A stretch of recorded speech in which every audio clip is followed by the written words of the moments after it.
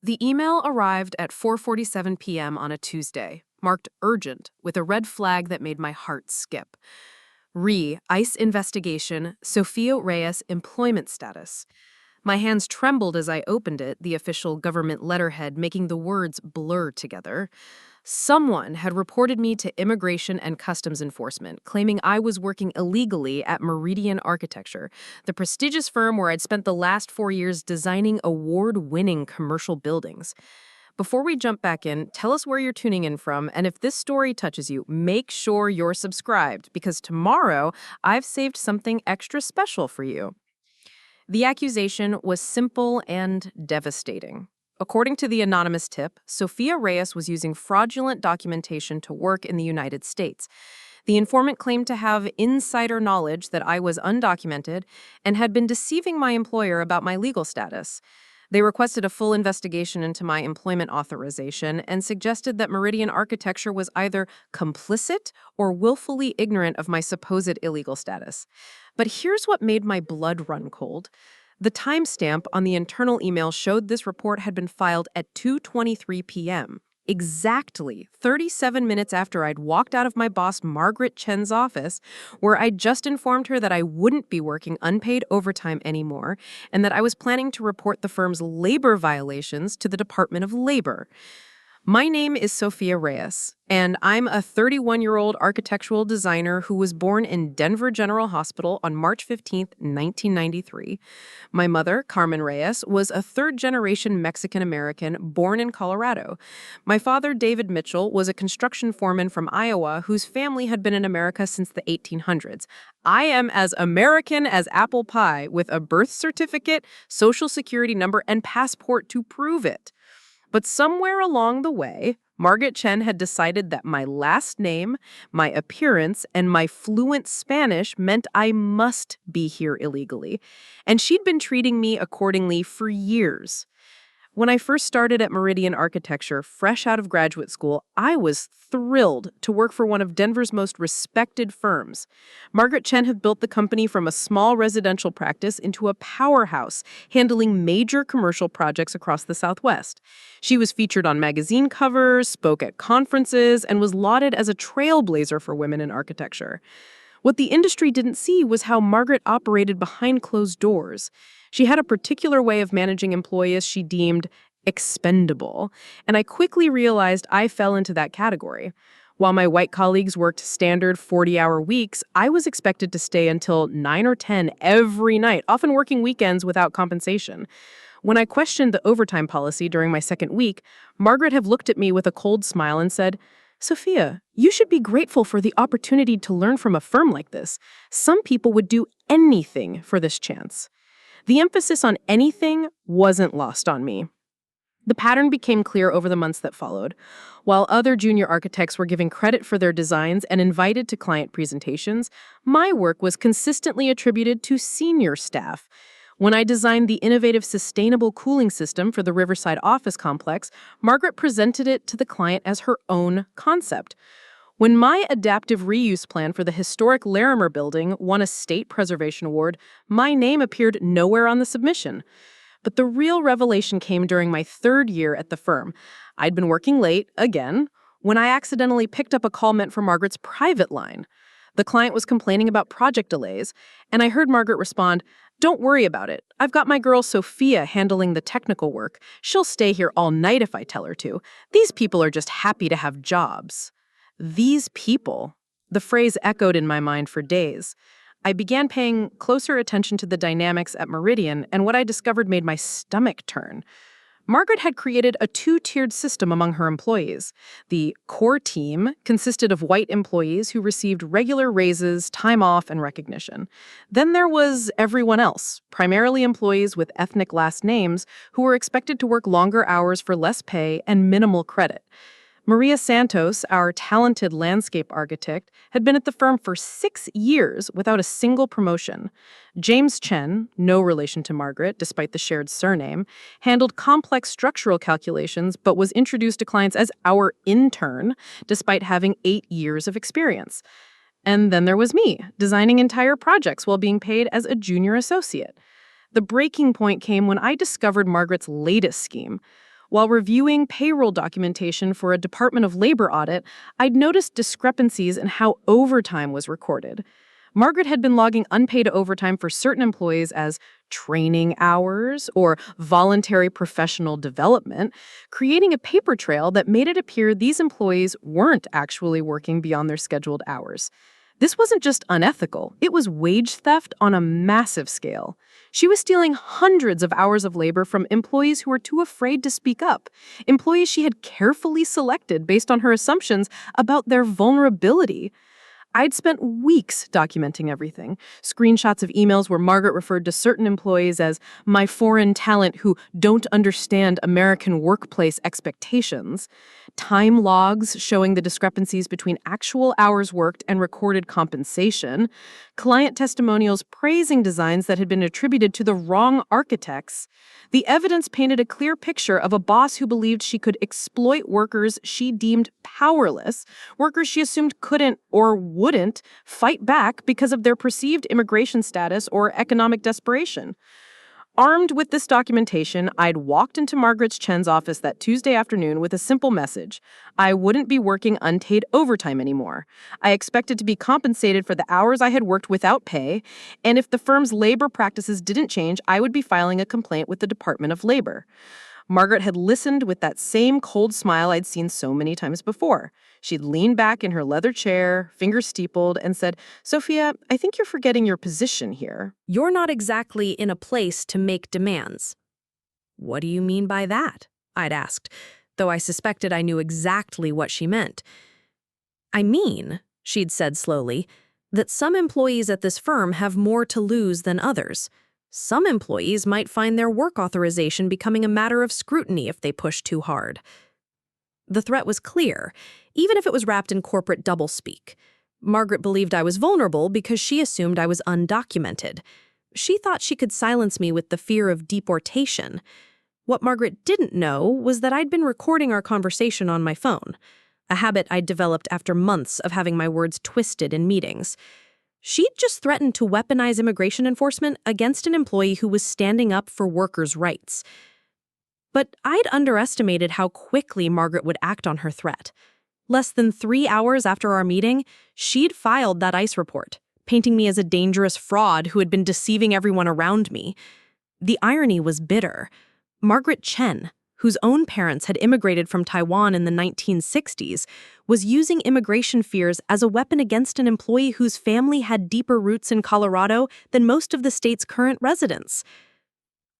I sat in my small apartment that night, staring at the ICE investigation notice, feeling the weight of injustice settling over me like a heavy blanket. Margaret had gambled that I would panic, disappear, or at least stop causing trouble. She'd assumed that the mere threat of immigration consequences would be enough to silence me permanently.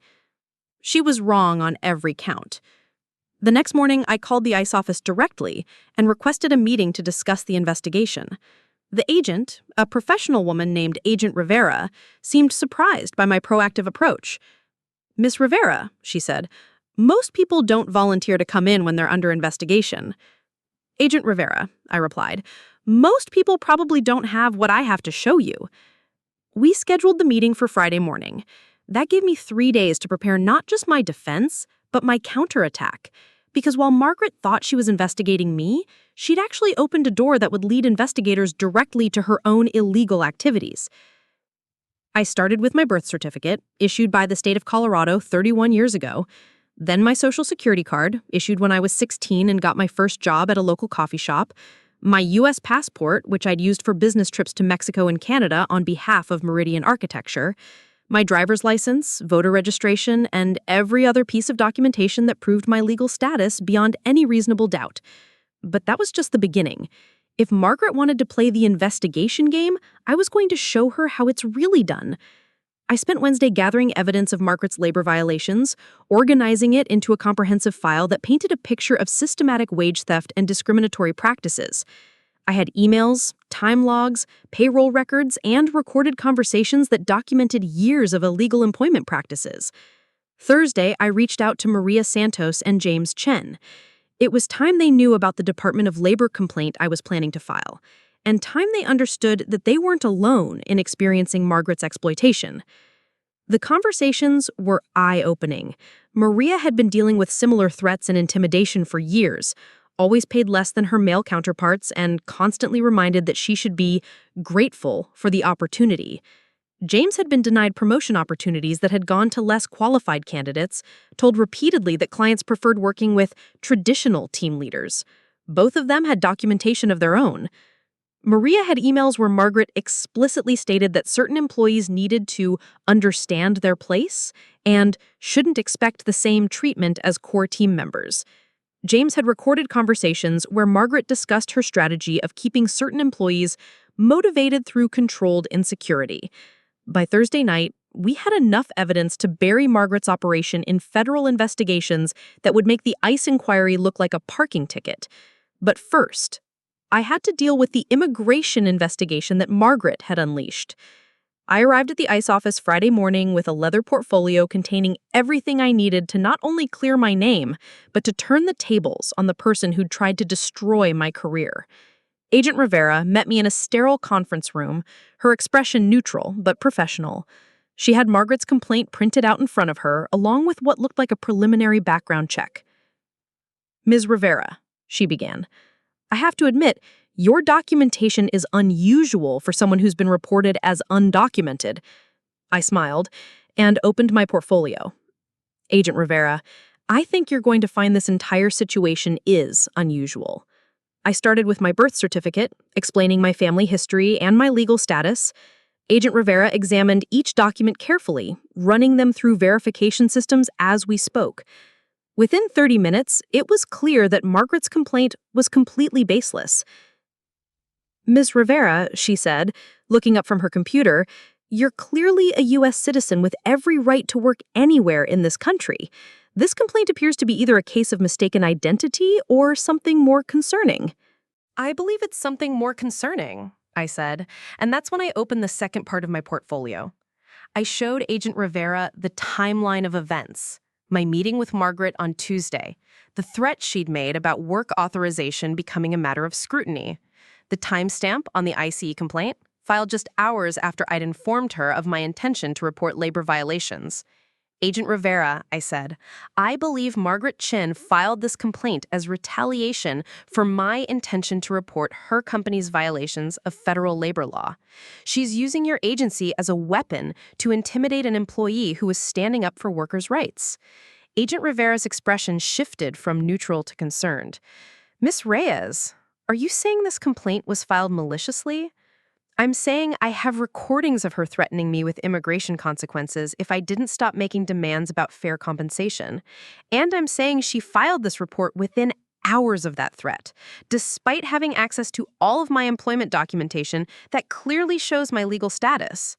I played the recording of Margaret's threat, watching Agent Rivera's face harden as she heard the explicit connection between my labor complaint and Margaret's warning about work authorization scrutiny. "Miss Reyes," Agent Rivera said after the recording ended, "filing a false report with ICE is a federal crime. Using our agency to intimidate employees who are exercising their rights under labor law is a serious matter that we take very seriously." "There's more," I said, and I pulled out the evidence of Margaret's systematic labor violations, the wage death documentation, the discriminatory practices, the pattern of targeting employees based on their perceived immigration status or vulnerability. Agent Rivera spent the next hour reviewing everything I'd brought. The more she saw, the grimmer her expression became. "Miss Reyes, I need to ask you something directly. In your opinion, based on your experience at Meridian Architecture, do you believe Margaret Chin is specifically targeting employees she believes to be undocumented or vulnerable based on their immigration status?" "Agent Rivera," I replied, "I believe Margaret Chin has created a system where she exploits any employee she thinks can't fight back. She uses immigration fears as a tool of control, whether those fears are founded or not. And when someone like me stands up to her, she weaponizes agencies like yours to try to silence them." Agent Rivera closed my file and looked at me directly. "Miss Reyes, This investigation is officially closed as it relates to you, but I think we need to have a conversation about opening a different kind of investigation into Margaret Chin and Meridian Architecture. That's when I knew Margaret's gamble had backfired spectacularly. She'd thought she was ending my ability to cause her problems. Instead, she'd just given federal investigators probable cause to examine every aspect of her business practices. The weekend passed in a blur of phone calls and preparation. Agent Rivera had connected me with investigators from the Department of Labor who were very interested in the wage theft documentation I'd compiled. The FBI's white-collar crime unit wanted to discuss the potential for wire fraud and civil rights violations in Margaret's employment practices. But the most satisfying call came from Agent Rivera herself. ICE was opening an investigation into Margaret Chin for filing a false immigration report and using federal immigration enforcement as a tool of employee intimidation. The very agency Margaret had tried to use against me was now treating her as the subject of a federal criminal investigation. Monday morning arrived with crystalline clarity. I dressed carefully in my best suit, professional and confident, ready for what I knew would be my last day as Margaret Chin's employee, but the first day of her reckoning with federal law enforcement. The Meridian Architecture office was buzzing with its usual morning energy when I walked in. Margaret's assistant nodded at me with the same dismissive politeness she always showed to the non-core employees. Margaret herself was in her office, door closed, probably planning her next move in what she thought was a chess game she was winning.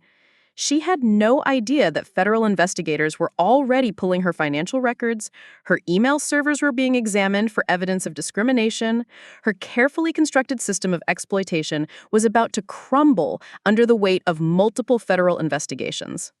At 10:30 a.m., 3 agents in professional attire walked into the Meridian offices.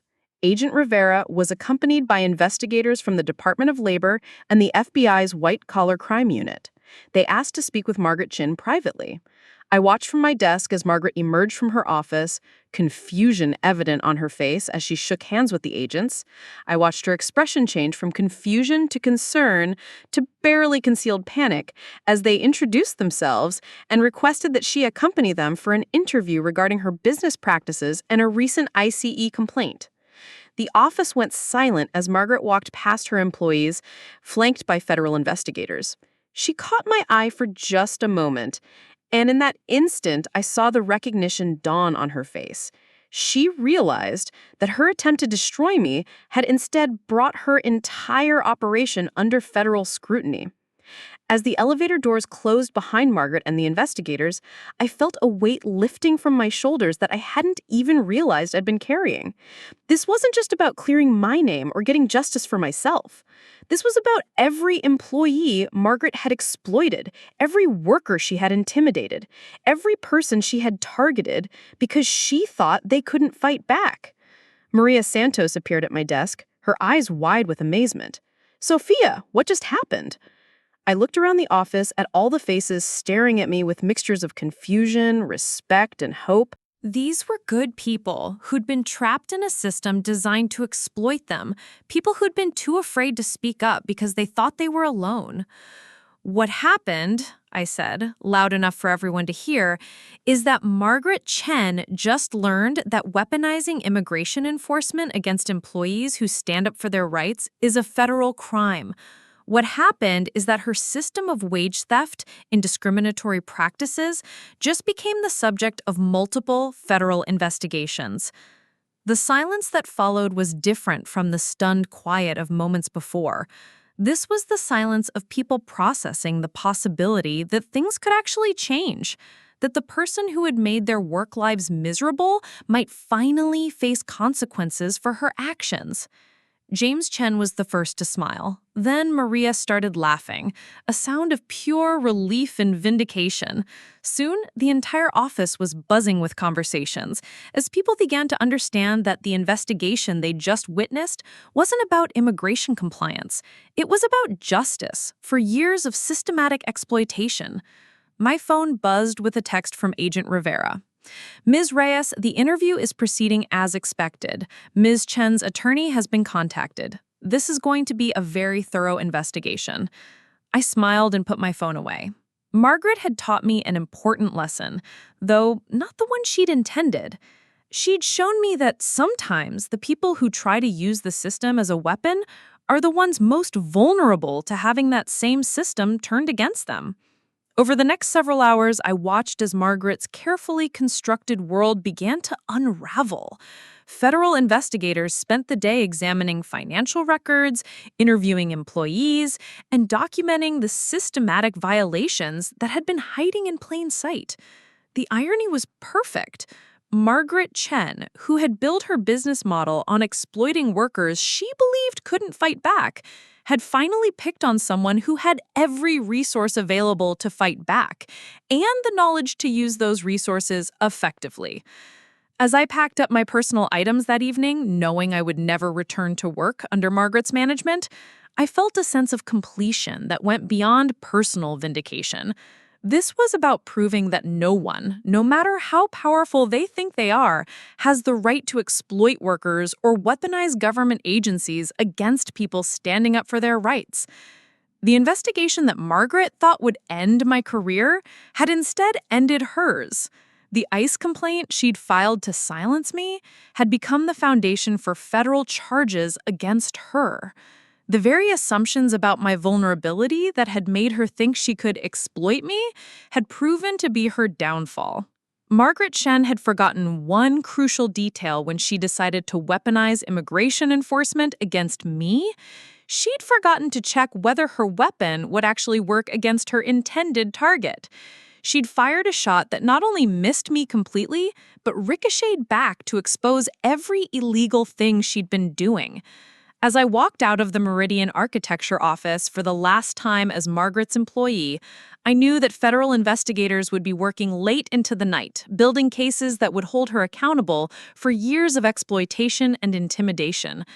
The woman who had tried to use my last name as evidence of illegal status was about to learn that Sofia Reyes, American citizen, architectural designer, and someone who never backs down from a fight, was exactly the wrong person to target. Tomorrow would bring new challenges, new opportunities, and probably a lot of phone calls from attorneys and investigators. But tonight, justice was finally beginning to catch up with Margaret Chen, and I was the person who'd made sure it happened. Sometimes the best revenge isn't getting even. Sometimes it's simply making sure the truth comes to light and letting the system work the way it's supposed to work. Margaret had gambled that she could use fear and intimidation to silence me.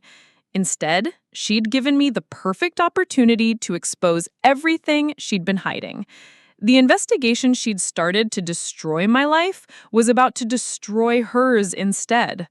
And unlike her illegal activities, my response was completely, thoroughly, and satisfyingly legal. That's the thing about weaponizing government agencies against innocent people. Sometimes those agencies don't appreciate being used as tools of intimidation.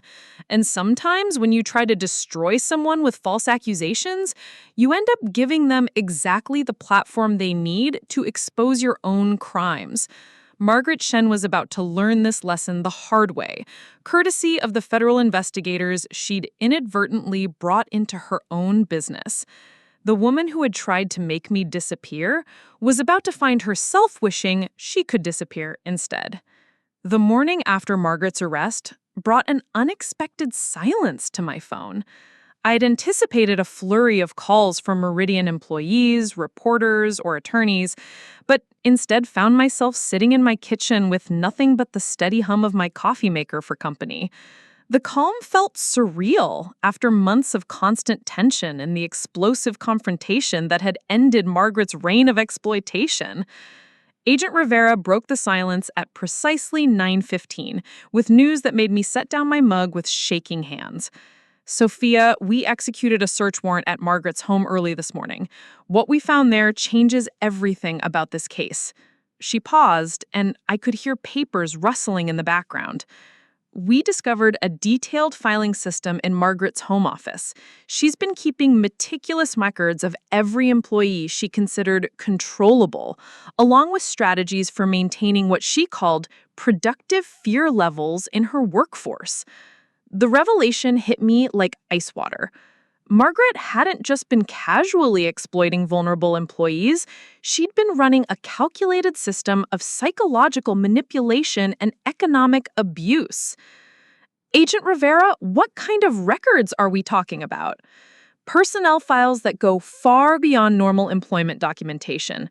She had detailed notes on each employee's perceived vulnerabilities, family situations, and what she believed to be their immigration status. There are spreadsheets tracking how much unpaid overtime she could extract from different workers based on their level of desperation or fear. I felt my stomach turn as the full scope of Margaret's operation became clear. She was essentially running a psychological profiling system to determine who she could exploit most effectively. That's exactly what she was doing, Agent Rivera confirmed. Preparing and narrating this story took us a lot of time, so if you are enjoying it, subscribe to our channel. It means a lot to us. Now back to the story. But here's what's really disturbing. We found evidence that she was sharing this information with other business owners in the Denver area. There's an entire network of employers who've been using similar tactics to exploit workers they perceive as vulnerable. The implications hit me with crushing force. Margaret's exploitation of Meridian employees wasn't an isolated incident. It was part of a coordinated effort to systematically abuse workers across multiple industries. How many businesses are we talking about? At least 12 companies in the Denver metropolitan area, possibly more. Construction firms, restaurants, cleaning services, landscaping companies. Margaret appears to have been something of a mentor figure, teaching other business owners how to identify and exploit vulnerable employees while maintaining plausible deniability. I leaned back in my chair, processing the magnitude of what Margaret had been orchestrating. Agent Rivera, this isn't just labor law violations. This sounds like organized criminal activity. The FBI agrees. They're treating this as a potential RICO case now.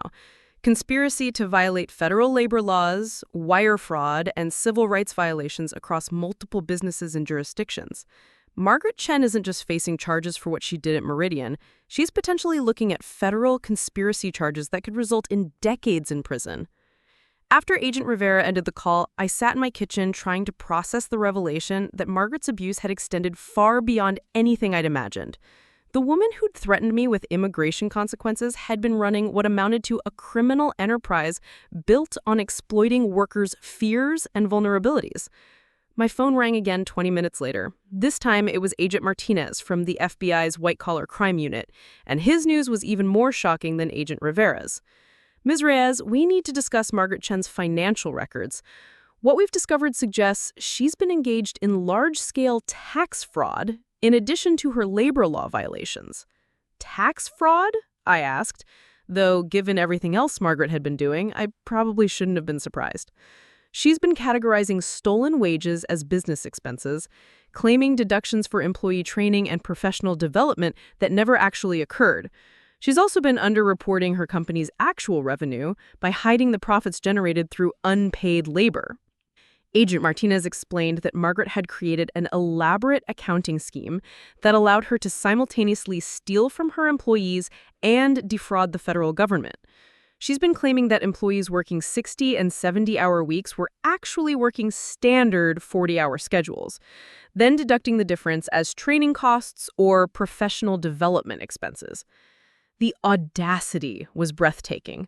Margaret had found a way to turn wage theft into tax deductions, essentially being paid twice for exploiting her workers. How much money are we talking about? Conservative estimates suggest she's stolen over $2 million in wages from employees over the past 5 years, while simultaneously claiming nearly $800,000 in fraudulent tax deductions. The IRS is very interested in having a conversation with Ms. Chen. As Agent Martinez continued explaining the scope of Margaret's financial crimes, I found myself marveling at the systematic nature of her operation. This wasn't someone who'd gradually slipped into unethical behavior. This was someone who deliberately constructed an entire business model around exploitation and fraud. The afternoon brought a call from Elena Vasquez, an attorney with the Department of Labor's Wage and Hour Division. Sofia, I want to thank you for bringing this case to our attention. Margaret Chen's operation represents one of the most sophisticated wage theft schemes we've encountered in this region.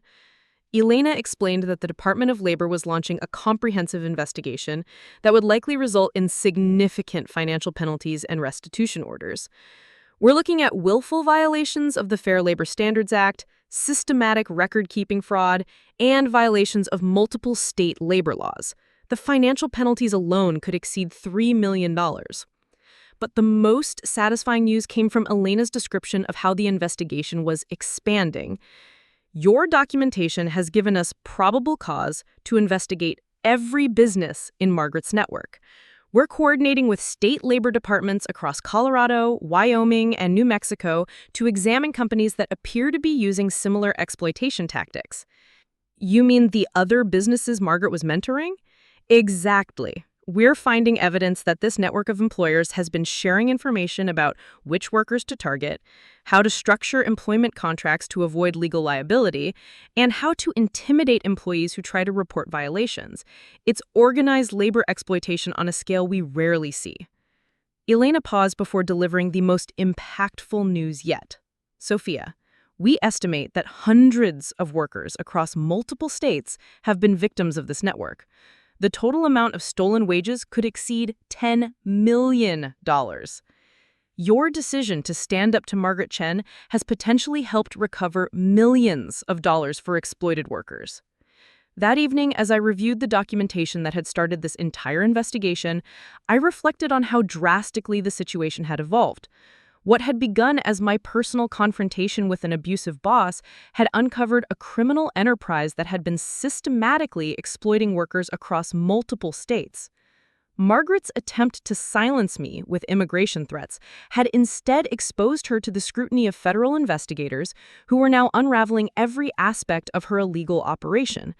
The ICE complaint she'd filed to destroy my career had become the foundation for multiple federal cases that would likely result in her spending years in federal prison. The irony was perfect and complete. Margaret had weaponized immigration enforcement against someone she believed was vulnerable, only to discover that her target was not only completely legal to work in the United States, but also someone with the knowledge, resources, and determination to expose her entire criminal operation. Tuesday morning brought news that Margaret's attorney had approached federal prosecutors about a potential plea agreement. According to Agent Rivera, Margaret was beginning to understand the full scope of the charges she was facing and was interested in cooperating with the investigation of her network associates. Her lawyer is trying to negotiate reduced charges in exchange for information about the other businesses involved in this scheme, Agent Rivera explained. She's looking at potential sentences of 15 to 20 years on the federal charges alone, not counting state charges or civil penalties. The transformation was remarkable. Just 1 week earlier, Margaret had been the powerful CEO of a prestigious architecture firm, confident in her ability to exploit and intimidate her employees. Now she was facing the possibility of spending most of her remaining productive years in federal prison, while investigators seized her assets to pay restitution to the workers she'd exploited. Agent Rivera, I asked, what happens to Meridian Architecture now? The company is operating under federal oversight while investigators complete their examination of the financial records. The board of directors has terminated Margaret's employment and is cooperating fully with the investigation. They're hoping to restructure the company and continue operations under new management. That afternoon, I received a call from Thomas Brennan, the chairman of Meridian's board of directors. Sofia, I want to personally apologize for what you endured under Margaret's management. The board had no knowledge of her illegal activities, and we're committed to making this right. Thomas explained that the board was offering me a substantial settlement for the wage theft and discrimination I'd experienced, along with an offer to return to Meridian as a senior architect with a significant salary increase. We want to rebuild this company with the kind of ethical leadership it should have had all along. But more importantly, Thomas described the changes Meridian was implementing to prevent future exploitation. We're establishing an independent ethics committee with direct reporting to the board. We're implementing transparent compensation structures and mandatory overtime payment systems. And we're creating anonymous reporting mechanisms so employees can report violations without fear of retaliation. The offer was generous, both financially and professionally, but I found myself hesitant to return to a workplace that held so many memories of Margaret's abuse. Thomas, I appreciate the offer, but I need some time to consider what's next for my career. Of course, he replied. But Sophia, I want you to know that your courage in standing up to Margaret has fundamentally changed how this company operates. The policies we're implementing will protect every future employee from the kind of exploitation you experienced. Over the following days, I received similar calls from attorneys representing other companies in Margaret's network. Word had spread through Denver's business community that federal investigators were dismantling an organized system of worker exploitation, and companies were rushing to audit their own practices and settle potential claims before facing federal investigation themselves. Maria Santos called me Wednesday evening with news that 3 other architecture firms in Denver had reached out to offer her senior positions with substantial salary increases. Sophia, it's like the entire industry is suddenly desperate to prove they're not like Margaret. Companies are offering positions and compensation packages I never thought I'd see. James Chen had similar experiences, with multiple firms competing to hire someone with his structural engineering expertise. They're not just offering better pay, he told me. They're offering contracts that explicitly guarantee overtime compensation, professional development opportunities, and protection against discrimination. The ripple effects of Margaret's downfall were transforming the employment landscape across Denver's architecture and construction industries. Companies that had previously relied on exploitation and intimidation were suddenly competing on the basis of fair compensation and ethical treatment. Thursday brought the news I'd been waiting for. Agent Rivera called to inform me that Margaret had been formally indicted on 14 federal charges, including conspiracy to violate federal labor laws, wire fraud, tax evasion, and filing false reports with federal agencies. The grand jury returned the indictment this morning. Margaret Chen is officially facing federal criminal charges that could result in a sentence of up to 25 years in prison. But the most satisfying detail came next. Sophia, one of the specific charges relates directly to her attempt to weaponize immigration enforcement against you. Filing a false ICE complaint for the purpose of intimidating an employee who is reporting labor violations is now a federal felony charge with a potential 5-year sentence. The woman who had tried to destroy my life with false immigration accusations was now facing federal criminal charges specifically for making those accusations. The ICE complaint that was supposed to silence me had instead become evidence of her criminal intent to abuse federal immigration enforcement. There's more, Agent Rivera continued. The investigation has expanded to include businesses in 4 states now. We've identified over 300 workers who were victims of this exploitation network. The total amount of stolen wages is approaching $15 million. I felt a wave of satisfaction mixed with sadness for all the workers who had suffered under this system. Agent Rivera, what happens to all those workers now? Federal law requires full restitution for wage theft violations. Between criminal restitution orders, civil penalties, and private lawsuits, these workers are going to recover every penny that was stolen from them, plus significant additional damages. Margaret's network is going to pay a very heavy price for what they've done. Friday morning brought a call from a reporter with the Denver Post, who was investigating the story. Ms. Reyes, we're preparing a comprehensive article about Margaret Chen's arrest and the broader investigation. Would you be willing to speak to us about your experience? I considered the request carefully. Part of me wanted to maintain privacy and let the legal system handle Margaret's prosecution without media attention. But another part of me recognized that publicity might encourage other exploited workers to come forward and might deter other employers from similar illegal practices. I'll speak with you, I decided, but I want to focus on the systematic nature of what Margaret was doing, not just my personal experience. This story is bigger than one person's confrontation with an abusive boss. The interview lasted nearly 2 hours, during which I detailed the evidence I'd gathered about Margaret's exploitation network, the federal investigation that had resulted from her attempt to weaponize immigration enforcement, and the broader implications for worker protection across multiple industries. Ms. Reyes, the reporter asked near the end of our conversation, what do you want people to understand about what happened here? I thought carefully before responding. I want people to understand that Margaret Chen's biggest mistake wasn't trying to exploit her workers. Her biggest mistake was assuming that someone with a Spanish last name must be vulnerable to immigration threats. She made assumptions based on ethnic profiling, and those assumptions led her to target someone who had every resource available to fight back. Do you think other employers are making similar assumptions? I think there are employers across this country who believe they can exploit workers based on perceived vulnerability related to immigration status, economic desperation, or social marginalization. What I hope this case demonstrates is that those assumptions can be very dangerous for employers who act on them illegally. The article appeared the following Monday on the front page of the Denver Post with a headline that perfectly captured the essence of Margaret's downfall. Architecture firm CEO faces federal charges after immigration complaint backfires spectacularly. The story detailed how Margaret's attempt to use immigration enforcement as a weapon against an employee had resulted in her own arrest on multiple federal charges. It explained the systematic nature of her exploitation network and the broader investigation that was recovering millions of dollars for exploited workers across multiple states.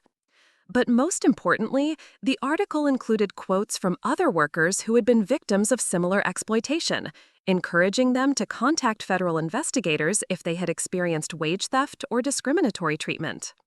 The story became a catalyst for dozens of additional workers to come forward with evidence of illegal employment practices. Within days of the article's publication, I received calls from workers across Colorado and neighboring states who had experienced similar exploitation. Construction workers who had been denied overtime pay based on assumptions about their immigration status. Restaurant employees who had been threatened with ICE reporting when they complained about unsafe working conditions. Domestic workers who had been paid below minimum wage by employers who assumed they couldn't fight back. Each call reinforced my understanding that Margaret's operation had been part of a much larger pattern of exploitation that targeted workers based on perceived vulnerability. The investigation that had started with my confrontation with Margaret was exposing systematic abuse across multiple industries and jurisdictions. 2 weeks after Margaret's indictment, Agent Martinez called with an update that exceeded my most optimistic expectations. Sophia, Margaret's cooperation with our investigation has led to charges against 11 other business owners in her network. We're looking at a total of 47 federal defendants now, with charges ranging from conspiracy to commit wire fraud to organized violations of federal labor laws. The scope was staggering. What had started as one woman's attempt to silence an employee who was standing up for workers' rights had uncovered one of the largest organized labor exploitation schemes in the region's history. The best part, Agent Martinez continued, is that Margaret's detailed record-keeping is providing evidence for prosecutions that we never could have built otherwise. Her obsession with documenting her exploitation tactics is making it very easy to prove criminal intent across the entire network. Margaret's meticulous documentation of her illegal activities, which had once seemed like evidence of her sophisticated criminal operation, was now serving as the foundation for federal prosecutions that would likely result in decades of prison sentences for multiple defendants. The following month brought Margaret's plea hearing, where she formally admitted guilt to 12 federal charges in exchange for a reduced sentence and her continued cooperation with the broader investigation. Standing in the federal courthouse, watching Margaret accept responsibility for years of systematic exploitation, I felt a profound sense of completion. The woman who had tried to use immigration threats to silence me was now admitting to federal crimes that included filing false immigration reports for the purpose of intimidating employees. The ICE complaint that was supposed to destroy my career had become evidence of her criminal intent to abuse federal law enforcement. But the most meaningful moment came during the victim impact portion of the hearing, when dozens of workers Margaret had exploited had the opportunity to address the court about how her actions had affected their lives. Maria Santos spoke about years of being paid less than male colleagues while being threatened with unspecified consequences if she complained. James Chen described how Margaret's psychological manipulation had made him doubt his own professional abilities and worth. Construction workers, restaurant employees, and domestic workers testified about the fear and economic hardship Margaret's network had inflicted on their families. Judge Patricia Hendricks listened carefully to each victim's statement before addressing Margaret directly. Ms. Chen, You have admitted to operating a systematic scheme to exploit workers based on your perceptions of their vulnerability. You used immigration enforcement as a tool of intimidation against employees who were exercising their legal rights. You stole millions of dollars from workers who trusted you to pay them fairly for their labor. The judge paused, looking directly at Margaret. But perhaps most troubling is the evidence that you targeted employees based on ethnic profiling and assumptions about their immigration status. This court finds your actions particularly egregious because they represent an abuse of the very systems designed to protect workers and ensure fair immigration enforcement. Margaret's sentence reflected the seriousness of her crimes: 18 years in federal prison, followed by 5 years of supervised release, and restitution orders totaling over $4 million. The woman who had threatened me with immigration consequences was now facing nearly 2 decades in federal prison for her attempt to weaponize immigration enforcement against workers. As I left the courthouse that day, I reflected on the extraordinary chain of events that had led from Margaret's threatening phone call to her federal prison sentence. Her assumption that I was vulnerable because of my last name had led her to target someone who not only had every legal right to work in the United States, but also had the knowledge and determination to expose her entire criminal operation. The investigation that started with Margaret's false ICE complaint had recovered over $15 million for exploited workers, resulted in federal charges against 47 defendants, and fundamentally changed employment practices across multiple industries in 4 states. Margaret Chen had learned in the most expensive way possible that assumptions based on ethnic profiling can be dangerous for people who act on them illegally. She had discovered that weaponizing immigration enforcement against innocent employees is a federal crime with serious consequences. And she had found out that sometimes the person you target as vulnerable is actually the person most capable of fighting back effectively. 6 months after Margaret's sentencing, I stood in the conference room of my own architectural consulting firm reviewing plans for a sustainable housing development that would provide affordable homes for working families. The settlement from Meridian, combined with consulting contracts from companies eager to demonstrate their commitment to ethical employment practices, had given me the financial foundation to start my own practice. But more importantly, the publicity from Margaret's case had connected me with clients who specifically wanted to work with someone who had demonstrated a commitment to workers' rights and ethical business practices. My firm's first major contract came from a labor union that wanted to develop housing for their members specifically because they had read about my confrontation with Margaret Chen. Maria Santos had joined my firm as a senior landscape architect, finally receiving the recognition and compensation her talents deserved. James Chen started his own structural engineering consultancy, with several of our projects serving as his first major contracts. The network of exploitation that Margaret had created was being replaced by a network of ethical businesses founded by people who had experienced her abuse firsthand. The final resolution came almost a year after Margaret's sentencing, when Agent Rivera called to inform me that the last member of Margaret's exploitation network had been sentenced to federal prison. Sophia, this investigation has resulted in a total of 47 federal convictions, with sentences ranging from 3 to 22 years. The total restitution ordered exceeds $18 million. But the most significant outcome wasn't measured in prison sentences or financial penalties. The investigation had led to federal legislation strengthening protections for workers who report labor violations, with specific provisions addressing the abuse of immigration enforcement as a tool of employee intimidation. The Margaret Chen case, as it had become known in federal law enforcement circles, was now being used to train investigators on how to identify and prosecute organized labor exploitation schemes. Margaret's attempt to silence one employee had resulted in systemic changes that would protect workers across the country. As I hung up the phone with Agent Rivera, I realized that Margaret had taught me something valuable, though certainly not what she had intended. She had shown me that sometimes the most effective way to fight systematic injustice is simply to refuse to be intimidated by people who believe they can exploit your perceived vulnerability. Margaret's greatest error hadn't been her illegal employment practices, her tax fraud, or even her attempt to weaponize immigration enforcement. Her greatest error had been her assumption that Sofia Reyes, a third-generation American citizen with every legal right to work in this country, would be too afraid to fight back against her threats and exploitation. That assumption had cost Margaret Chen her freedom, her fortune, and her reputation. It had resulted in federal legislation protecting workers' rights, and it had led to the recovery of millions of dollars for workers who had been systematically exploited by employers who shared Margaret's dangerous assumptions about vulnerability based on ethnic profiling.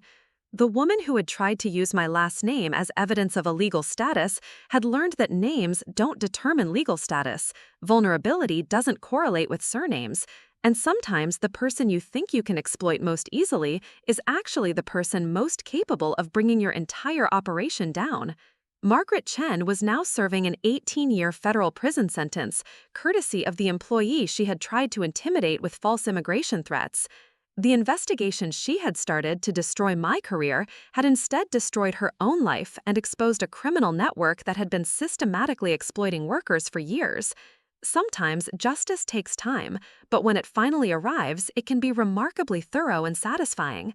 2 years had passed since Margaret Chen walked into that federal courthouse in handcuffs, and I was standing in the lobby of the Colorado State Capitol watching Governor Patricia Mills sign the Workers' Protection Act into law. The legislation, which had emerged directly from the federal investigation Margaret had inadvertently triggered, created the strongest anti-retaliation protections for immigrant workers in the nation. This bill exists because one woman refused to be intimidated by threats designed to silence her, Governor Mills said as cameras flashed around us. The Margaret Chen case demonstrated how easily immigration enforcement can be weaponized against workers, and today we're ensuring that never happens again in Colorado. The irony wasn't lost on me. Margaret's attempt to use immigration threats as a weapon had resulted in legislation that would protect thousands of workers from exactly the kind of intimidation she had practiced. Her false ICE complaint had become the catalyst for legal protections that extended far beyond anything I could have imagined when I first walked into that boardroom to confront her exploitation. Standing beside me was Carmen Rodriguez, a domestic worker whose case had been one of the dozens uncovered during the broader investigation. Carmen had been threatened with deportation when she complained about working 18-hour days without overtime pay, despite being a legal permanent resident with every right to fair compensation. Her employer, part of Margaret's network, had assumed that her accent and appearance meant she could be intimidated into silence. "Miss Sophia," Carmen said as we watched the governor complete the signing ceremony, "when I heard about what you did to that architect lady, I knew maybe I could fight back too. You showed us we don't have to be afraid." Carmen's courage had led to the conviction of her former employer on federal labor trafficking charges. She now ran her own cleaning cooperative, employing 12 other women who had been victims of similar exploitation. The settlement money from her case had provided the startup capital, and her business was thriving by offering fair wages and ethical treatment to both employees and clients. The ripple effects continued expanding in ways that surprised even the federal investigators who had dismantled Margaret's network. Dr. Elena Vasquez, who had led the Department of Labor's investigation, approached me after the signing ceremony with news that illustrated the broader impact of Margaret's spectacular downfall. "Sophia, I wanted you to know that the Chen case has fundamentally changed how we investigate labor violations nationwide," Dr. Vasquez explained.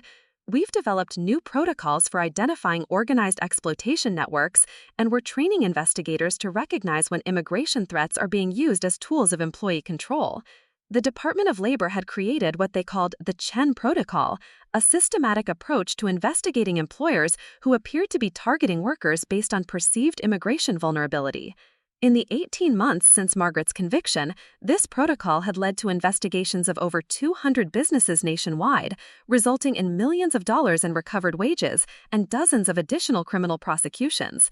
"The most important thing," Dr. Vasquez continued, "is that word has spread through employer communities that using immigration threats against workers is now a high-priority target for federal investigation. That deterrent effect was visible throughout Denver's business community. Companies that had once relied on intimidation and exploitation were now competing to demonstrate their commitment to ethical employment practices.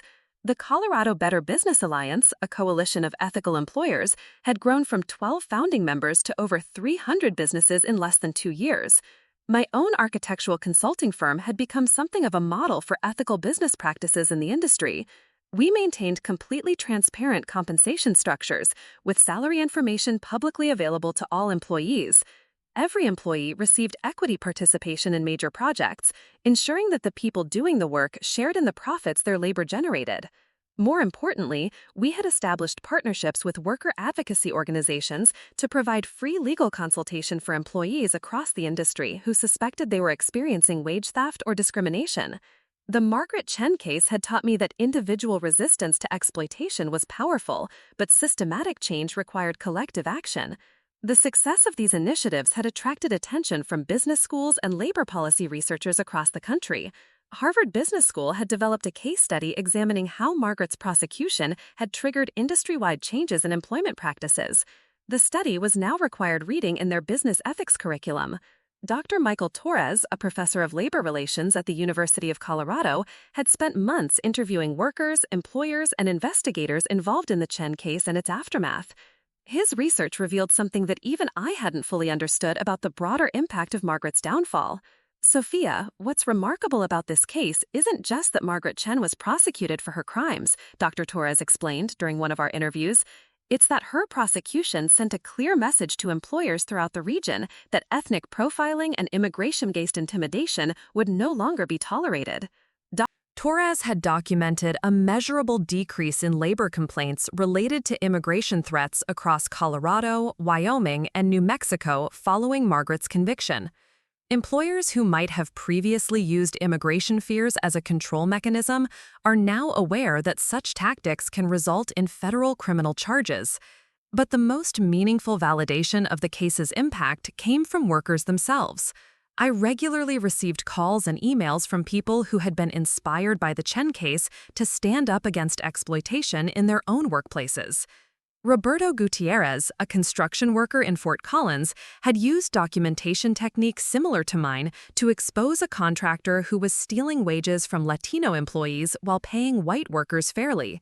The evidence Roberto collected led to federal charges against his former employer and recovery of over $600,000 in stolen wages for 23 workers. Miss Reyes, I learned about what you did from my wife who saw the news story, Roberto told me during a phone call celebrating his former employer's conviction. She said if an architect lady could take down her boss, maybe a construction worker could do the same thing. Roberto's case had followed the same pattern as my confrontation with Margaret. His employer had assumed that Latino workers would be too afraid of immigration consequences to report labor violations. That assumption had led the employer to target someone who was actually a U.S. citizen with comprehensive documentation of the company's illegal practices. Similar stories emerged from across the region. Restaurant workers, agricultural employees, domestic workers, and others had successfully challenged exploitation by employers who had made dangerous assumptions about their vulnerability based on ethnic profiling. The transformation was particularly evident in Denver's architecture and construction industries, where Margaret's conviction had triggered a comprehensive examination of employment practices. The Colorado Architecture Association had implemented mandatory ethics training focusing specifically on fair labor practices and anti-discrimination policies. James Chen, who now ran one of the most successful structural engineering firms in the state, had been invited to speak at the association's annual conference about workplace equity and ethical business practices. The Margaret Chen case taught our entire industry that exploitation of workers isn't just morally wrong, it's also extremely dangerous for the employers who engage in it, he told the assembled architects and engineers. Maria Santos had achieved recognition that extended far beyond our local business community. Her landscape architecture work was now featured in national design magazines, and she had been invited to join the board of directors of the American Society of Landscape Architects. The woman Margaret had tried to keep invisible was now one of the most prominent voices in her profession. Sophia, sometimes I think about what might have happened if you hadn't stood up to Margaret, Maria reflected during one of our quarterly business planning meetings. I probably would have stayed at Meridian, accepting less pay and no recognition, thinking that was the best I could expect.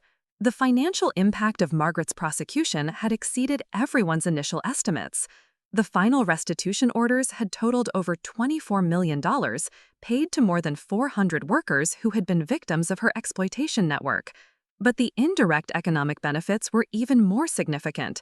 The Colorado Department of Labor had commissioned an economic impact study examining how the Chen case had affected wages and working conditions across multiple industries. The study found that average wages for workers in construction, hospitality, and domestic services had increased by an average of 18% in the 2 years following Margaret's conviction. The deterrent effect created measurable improvements in compensation and working conditions that extended far beyond the specific businesses that were prosecuted, the study concluded. The Chen case appears to have fundamentally altered employer behavior throughout the regional economy. These improvements weren't limited to wages. The study documented significant increases in workplace safety compliance, reductions in harassment complaints, and improvements in employee retention rates across industries that had previously been associated with high levels of worker exploitation. The success had attracted attention from federal policymakers interested in replicating Colorado's results in other states. Representative Amanda Chen, no relation to Margaret despite sharing her surname, had introduced federal legislation modeled on Colorado's Workers' Protection Act. The Margaret Chen case demonstrates that strong enforcement of existing laws, combined with enhanced protections for workers who report violations, can create systemic improvements in labor practices. Representative Chen explained during congressional hearings on her proposed legislation. The federal bill had bipartisan support, with conservative legislators supporting it as a law enforcement measure targeting criminal employers, while progressive representatives endorsed it as worker protection legislation. Margaret's attempt to weaponize immigration enforcement had inadvertently created a rare area of political consensus around stronger worker protections. As I testified before the congressional committee considering the federal legislation, I reflected on how completely Margaret's strategy had backfired. She had tried to silence one employee with immigration threats, only to trigger a national conversation about protecting workers from exactly that kind of intimidation.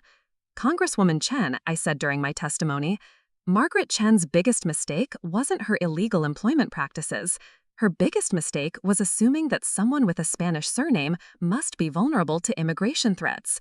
That assumption led her to target someone who had every resource available to fight back, and the consequences destroyed her entire criminal operation. The committee's ranking member, Representative David Miller from Texas, asked a question that got to the heart of why Margaret's case had resonated so broadly. Ms. Reyes, do you believe other employers are making similar assumptions about workers based on ethnic profiling? Congressman Miller, I believe there are employers across this country who think they can exploit workers based on perceived vulnerability related to names, appearance, or accent. What I hope the Margaret Chen case demonstrates is that those assumptions can be very expensive for employers who act on them illegally. The congressional hearing was broadcast live, and the footage of my testimony was shared widely on social media platforms. Comments from viewers reinforced my understanding that Margaret's story had struck a nerve with workers who had experienced similar intimidation based on employers' assumptions about their immigration status or vulnerability. Within days of the hearing, my office received calls from workers in Texas, California, Arizona, and Florida who had been threatened with immigration reporting when they complained about unsafe working conditions or unpaid wages. Many of these workers were U.S. citizens who had been targeted based on nothing more than their names or appearance. Each call reminded me that Margaret's exploitation tactics weren't unique to Denver or to the architecture industry. They were part of a broader pattern of employers using immigration fears as a tool of worker control, regardless of employees' actual legal status. But the calls also demonstrated that Margaret's prosecution had created a model for fighting back against such intimidation. Workers across the country were learning that documentation, persistence, and strategic use of federal enforcement agencies could be powerful tools for exposing and stopping employer exploitation. 3 years after Margaret's sentencing, I received a call from Agent Rivera with news that brought the case full circle.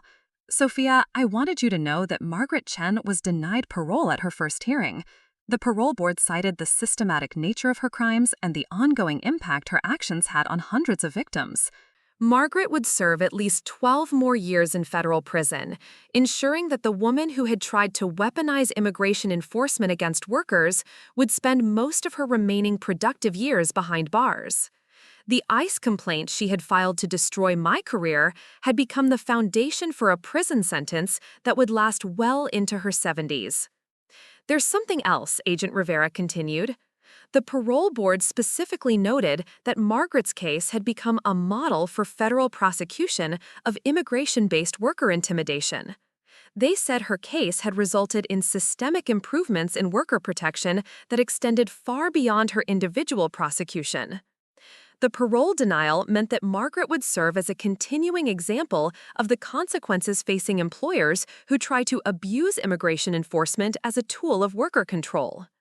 6 months later, I stood in the conference room of my expanded architectural firm, now employing 37 people across 3 offices in Colorado, Wyoming, and New Mexico.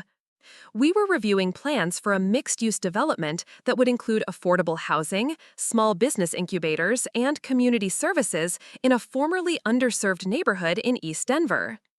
The project was funded through a coalition of labor unions, community organizations, and ethical businesses that had emerged from the network of relationships built during and after the Margaret Chen investigation. The development would provide housing and economic opportunities for working families, many of whom had been victims of the kind of exploitation Margaret had practiced. As I looked around the conference room at my team of architects, engineers, and project managers, I realized that nearly half of them were people who had been recruited away from companies that had been investigated following Margaret's prosecution. These were talented professionals who had been undervalued and underpaid by employers who had made assumptions about their vulnerability based on ethnic profiling. Our senior project manager, Ana Morales, had been working for 70 hours a week at below-market wages for a construction firm that assumed her immigration status made her afraid to complain. When that company was investigated as part of Margaret's network, Ana had discovered not only that she was owed significant back wages, but also that her talents were valued much more highly in the ethical business community that had emerged from Margaret's downfall. Sophia, Ana said as we concluded our project planning meeting, sometimes I think about how different my life would be if you hadn't fought back against Margaret Chen. I probably would still be working for that construction company, accepting whatever they were willing to pay me, thinking I didn't have any other options. Ana's comment reflected a truth that extended far beyond our individual experiences. Margaret's prosecution had created not just legal precedents and policy changes, but also cultural shifts in how workers understood their rights and employers understood their responsibility. The Margaret Chen case had become a watershed moment that divided the regional economy into before and after periods. Before Margaret's prosecution, immigration-based worker intimidation had been a common but hidden practice that allowed unethical employers to exploit vulnerable workers with impunity. After her conviction, such tactics became high-risk criminal behavior that could result in federal prosecution and lengthy prison sentences. 5 years after Margaret's conviction, the Colorado Department of Labor released a comprehensive report on the long-term economic impacts of enhanced worker protection enforcement. The findings exceeded even the most optimistic projections from policy advocates. Wage theft complaints had decreased by 67% across the state, while average wages in industries previously associated with high levels of exploitation had increased by an average of 29%. Workplace safety violations had decreased by 43%, and employee retention rates had improved significantly across multiple sectors. The Margaret Chen prosecution appears to have triggered a fundamental shift in employer behavior that has resulted in measurable improvements across multiple indicators of workplace quality, the report concluded. Enhanced enforcement of existing laws, combined with strong deterrent effects, has created systemic improvements that extend far beyond the specific businesses that were prosecuted. But the report's most significant finding related to the broader economic benefits of improved labor practices. The study found that enhanced worker protections had actually improved business productivity and profitability for companies that adopted ethical employment practices. Businesses that committed to fair wages, safe working conditions, and respectful treatment of employees experienced lower turnover costs, higher productivity levels, and improved customer satisfaction compared to companies that had previously relied on exploitation tactics, the report noted. This finding contradicted the arguments made by business organizations that had initially opposed enhanced worker protections. Companies that treated their employees fairly weren't just doing the right thing morally, they were also achieving better business results than their competitors who had relied on exploitation. My own firm's financial performance illustrated this principle perfectly. By paying fair wages, providing comprehensive benefits, and creating pathways for professional advancement, we had achieved employee retention rates that were nearly double the industry average. Our lower turnover costs and higher productivity levels had made us one of the most profitable architecture firms in the region. More importantly, our reputation for ethical business practices had attracted clients who specifically wanted to work with companies that demonstrated commitment to fair treatment of workers. Projects that might have gone to larger firms were coming to us because clients valued our approach to employee relations and community engagement. As I prepared for the 5-year anniversary commemoration of Margaret's conviction, I reflected on the extraordinary chain of events that had transformed a personal confrontation with an abusive boss into a regional movement for worker justice. Margaret Chen had made a fundamental error in judgment that had cost her everything she had worked to build. She had assumed that Sofia Reyes, based on nothing more than my surname and appearance, must be vulnerable to immigration threats. That assumption had led her to target someone who was not only completely legal to work in the United States, but also someone with the knowledge, resources, and determination to expose her entire criminal operation. The ICE complaint she had filed to destroy my career had instead become the foundation for her own destruction. The immigration investigation she had initiated to silence me had exposed her systematic exploitation of workers and triggered federal prosecutions that dismantled an entire network of criminal employers. Margaret's false assumption about my vulnerability had resulted in her serving a federal prison sentence that would last well into her 70s. Her attempt to weaponize immigration enforcement had led to legislation protecting workers from exactly that kind of intimidation. Her systematic exploitation of employees had been replaced by a regional economy where fair treatment of workers had become both a moral imperative and a competitive advantage. Standing in my office on the anniversary of Margaret's conviction, looking out at the Denver skyline, where buildings designed by my firm were changing the urban landscape, I thought about the lesson Margaret had taught me, though certainly not the lesson she had intended. She had shown me that sometimes the most effective way to fight systematic injustice is simply to refuse to be intimidated by people who believe they can exploit your perceived vulnerability. She had demonstrated that assumptions based on ethnic profiling can be extraordinarily dangerous for people who act on them illegally. And she had proven that sometimes the person you think you can target most easily is actually the person most capable of bringing down your entire operation. Margaret Chen was now serving year 7 of her 18-year federal prison sentence, courtesy of the employees she had tried to intimidate with false immigration threats. The investigation she had started to destroy my career had instead transformed the regional economy and created protections for thousands of workers who might otherwise have suffered the same exploitation I had experienced.